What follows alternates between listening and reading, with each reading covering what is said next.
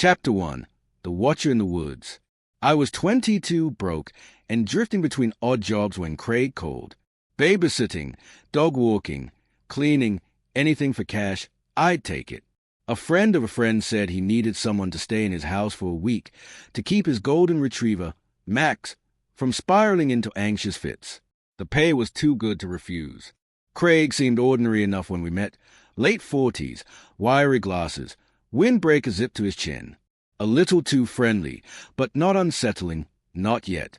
His house sat alone at the edge of town, swallowed by trees, its beige carpets and floral curtains locked in some forgotten decade. The first 2 nights were uneventful. Max curled at the foot of my bed, snoring softly, while I scrolled through my phone until sleep claimed me. But on the 3rd night, something changed. A digital alarm clock sat on the dresser, sleek black plastic and glowing blue numbers, the only modern thing in that outdated room. Something about it nagged me.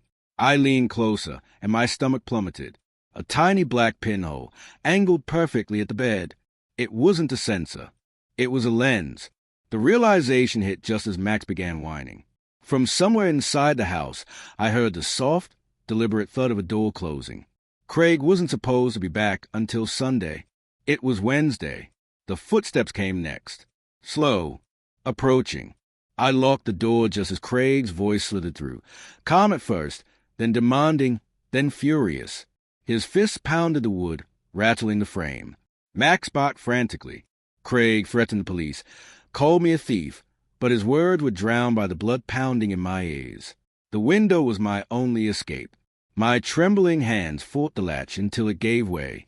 I crawled out into the night, heart hammering, leaving Max behind.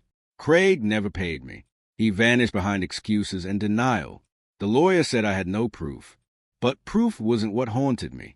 What haunted me was a buzzing hum inside that clock, the echo of a door closing in a house I thought was empty, and the sick certainty that Craig had been there all along, watching. Chapter 2.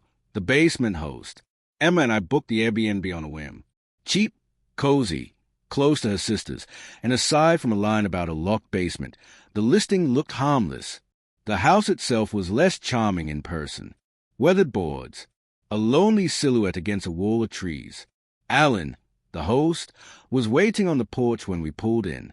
His smile was wide, rehearsed, his posture just a little too stiff. He welcomed us with a tone that wavered between friendly and commanding. When we reached the padlocked basement door, his voice sharpened. No entry. Storage only. That night, silence pressed down on the house.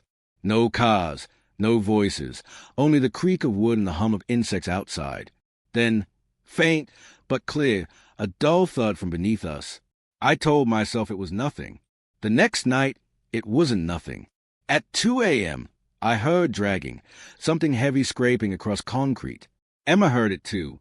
By night 3, the sound became footsteps, deliberate, pausing between sets as though whoever it was stood there, listening.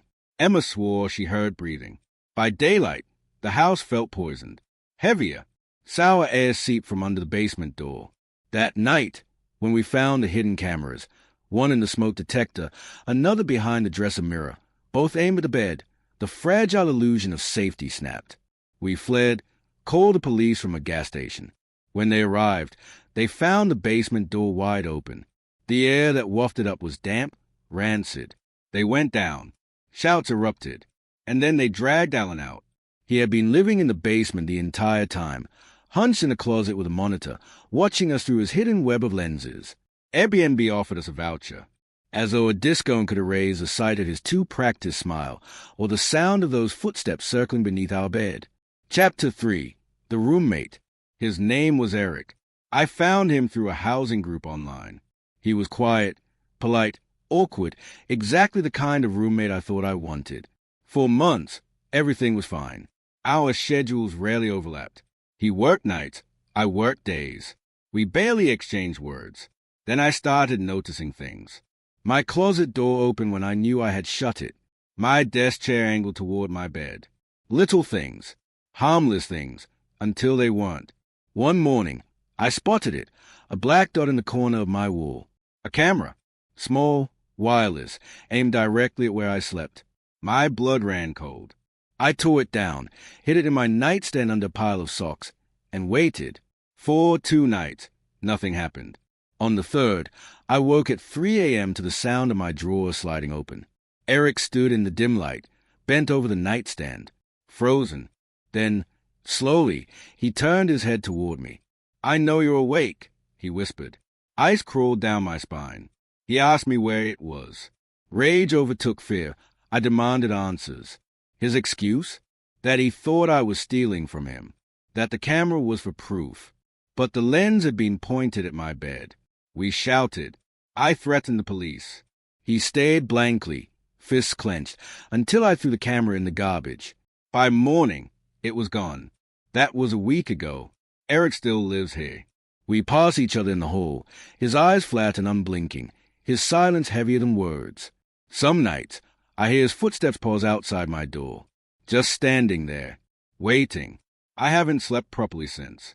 Because even though I've searched my room from corner to corner, I can't shake the feeling that is still watching. Somewhere,